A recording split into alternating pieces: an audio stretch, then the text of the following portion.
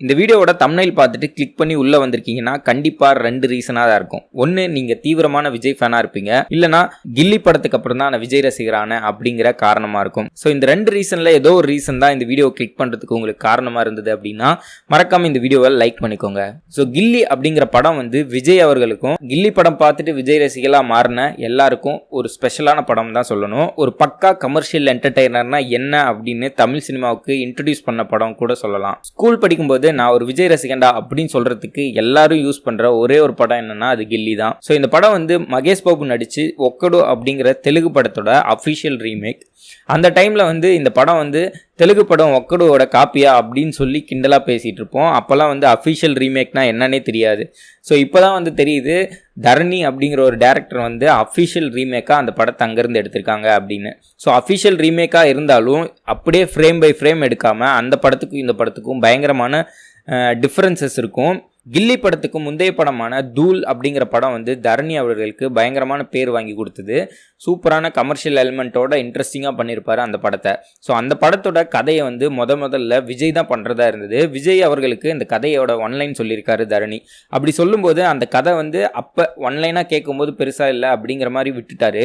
படம் பார்த்ததுக்கப்புறம் இந்த கதையை என்கிட்ட சொன்னீங்க அப்படின்னு கேட்டிருக்காரு தரணி கிட்ட. அதுக்கு இதுதான் சார், அதுக்கப்புறம் கொஞ்சம் சேஞ்சஸ்லாம் பண்ணி இந்த மாதிரி வந்துருச்சு அப்படின்னு சொல்லியிருக்காரு. அதுக்கப்புறம் ஒக்கடு அப்படிங்கிற படத்தை தமிழில் ரீமேக் பண்ணலாம் அப்படின்னு சொல்லி தரணி அவர்கள்ட்ட கொடுத்துருக்காங்க.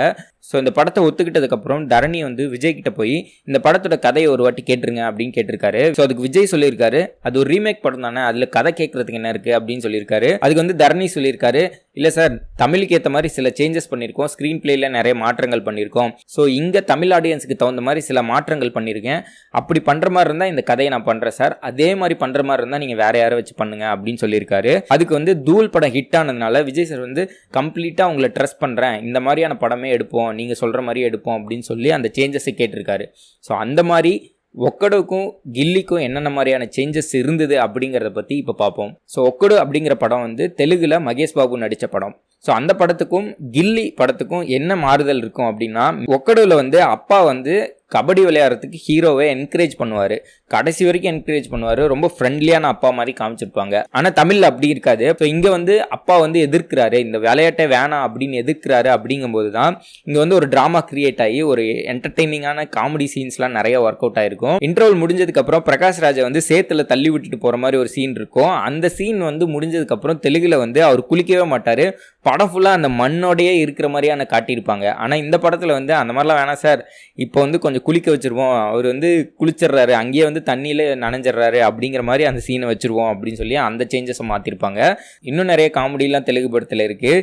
ஹீரோயினோட உருவ பொம்மையை வச்சு டெய்லி பூஜை பண்ணுற மாதிரிலாம் பண்ணிட்டு இருப்பாரு தெலுங்கு படத்தில் பிரகாஷ்ராஜ். படத்துக்கு வித்யாசாகர் மியூசிக் போட்டிருப்பாரு. தெலுங்குல இருக்க அந்த பாட்டையே அப்படியே எடுத்து தமிழில் டிரான்ஸ்லேட் பண்ணிடலாம் அப்படின்னு சொன்னதுக்கு வித்யாசாகர் இந்த படத்தில் வர்ற எல்லா பாட்டையும் பயங்கர ஹிட் ஆக்கிடும் அப்படின்னு சொல்லி கிட்டத்தட்ட ஒரு 5-6 பாட்டு இருக்கும்னு நினைக்கிறேன். எல்லா பாட்டு செம்ம தாறுமாறு. அப்போல்லாம் எல்லா ரேடியோ ஸ்டேஷன்லையும் ஓடிக்கிட்டே இருக்கும். அப்படி போட்டு பாட்டு போட்டால் எல்லாத்தையும் விட்டுட்டு ஓடி போய் அந்த டிவி முன்னாடி நிற்கிறது. எல்லா ஆனுவல் டேலையும் இந்த அப்படி போடு பாட்டை போட்டு டான்ஸ் ஆடிடுவாங்க. அந்த மாதிரி பயங்கரமான ஹிட் கொடுத்துட்டாங்க. விஜய்க்கு வித்யாசாகர் மியூசிக் போட ஆரம்பிக்கிறாரு அப்படின்னா எங்க அண்ணனுக்கு நான் தான்டா பண்ணுவேன், அப்படி சொல்லிட்டு தான் ஆரம்பிப்பாரு.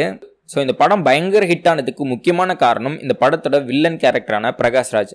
ஒரு படத்தில் ஹீரோ பயங்கரமாக தெரியணும் அப்படின்னா அந்த பக்கம் வில்லன் இந்த மாதிரி ஒரு பயங்கரமான வில்லனை எப்படா இவன் அடிக்க போகிறான் அப்படிங்கிற ஒரு ஹைப் இருந்தால் மட்டும்தான் இந்த பக்கம் ரெண்டுமே ஒர்க் அவுட் ஆகிற மாதிரி ஒரு ஃபீல் இருக்கும். ஸோ இந்த மாதிரி ஒரு பவர்ஃபுல்லான வில்லனை சாதாரண ஒரு கபடி விளையாட வந்த ஒரு பையன் எப்படி அடிக்கிறான் அப்படிங்கிறது தான் ஒரு இன்ட்ரெஸ்டிங் ஃபேக்டர். இதை ஒரு டைலாக்காகவே வச்சுருப்பாங்க. அதே மாதிரி இந்த படத்தில் கபடி பிளேயராக நடிக்கிறதுக்காக உண்மையான கபடி பிளேயர்ஸ்ட்டை அந்த டீமே விஜய் சார் உட்பட கபடி ட்ரைனிங் எடுத்திருக்காங்க. அர்ஜுனர் வில்லு அப்படிங்கிற ஒரு பாட்டை பற்றி பேசாமல் கில்லி படத்தை பற்றி இந்த வீடியோ பண்ணுறதுலே அர்த்தம் இல்லை. ஏன்னா அர்ஜுனர் வில்லு அப்படிங்கிற பாட்டில் நிறைய விஷயங்கள் இருக்கும். குறிப்பாக பார்த்தீங்கன்னா அந்த பாட்டுக்கு நடுவில் தான் த்ரிஷா யார், இவ்வளோ நாள் அந்த பிரகாஷ்ராஜுங்கிறவன் ஏன் என்னை சேஸ் பண்ணுறான், அவன் என்ன பண்ணுறான் அப்படிங்கிற ஃப்ளாஷ்பேக்கை சொல்கிற மாதிரி சின்ன ஒரு மாண்டேஜ் தான் வச்சுருப்பாங்க. அதில் விஜய் சார் நடிக்கிற அந்த ஒரு எக்ஸ்பிரஷன் இருக்கு இல்லையா, அது இது வரைக்கும் ஒரு 5-6 லாங்குவேஜில் கில்லி ரீமேக் பண்ணிட்டாங்க. ஆனால் ஒரிஜினல் வெர்ஷன்லேயே கொடுக்காத எக்ஸ்பிரஷன்லாம் விஜய் சார் அந்த இடத்துல கொடுத்துருப்பாரு. ஒரு சிம்பிளான அந்த கேரக்டர் என்ன ரியாக்ட் பண்ணுமோ அதை மட்டும் பண்ணியிருப்பாரு. இதுவே தெலுங்குல பார்த்தீங்கன்னா வந்து அவர் கோவமாக இருக்க மாதிரி ஒரு மாதிரி இருக்கும். அதே மாதிரி அந்த அர்ஜுனர் உள்ள சாங்கில் வந்து அந்த உட்காந்துட்டு போகும்போது கூட இந்த பொண்ணை கூட்டிகிட்டு வந்துட்டோம், நிறைய பேர் துரத்துறாங்க, என்ன பண்ண போகிறோம் அப்படிங்கிற ஒரு தயக்கத்தோடையே வந்து அந்த வண்டி யோசிச்சுக்கிட்டே ஓட்டுற மாதிரி ஒரு எக்ஸ்பிரஷன் கொடுத்துருப்பாரு. ஆனால் வேற எந்த ஒரு வெர்ஷன்லையும் அந்த மாதிரி இருக்காது. ஏதோ ஒரு மாதிரி வெறப்பாக உட்காந்துட்டு மட்டும் போவாங்க. படம் வந்து 2-3 வருஷத்துக்கு அப்புறம் தான் இந்த படத்தோட நல்ல பிரிண்ட்டாக டிவியில் டெலிகாஸ்ட் பண்ணுவாங்க. அப்போ வந்து சனிக்கிழமை மாலை 5 மணிக்கு இந்திய தொலைக்காட்சிகள் முதல் முறையாக அப்படின்னு சொல்லி போடுவாங்க. அதுக்காக வெயிட் பண்ணி உக்காந்து பார்க்குற காலங்களும் இருந்தது. அப்படி பார்க்க போனால் தமிழ்நாட்டிலே இந்த படம் வந்து 200 நாட்களுக்கு மேலே ஓடிச்சு. 8 கோடியில் எடுக்கப்பட்ட படம் 52 கோடி வசூல் பண்ண முதல் படம். விஜய்க்கு பயங்கரமான ஒரு பிரேக் த்ரூ. விஜயை ஒரு கமர்ஷியல் ஹீரோவாக மாற்றின முக்கியமான பங்கு வந்து கில்லிக்கு இருக்குது.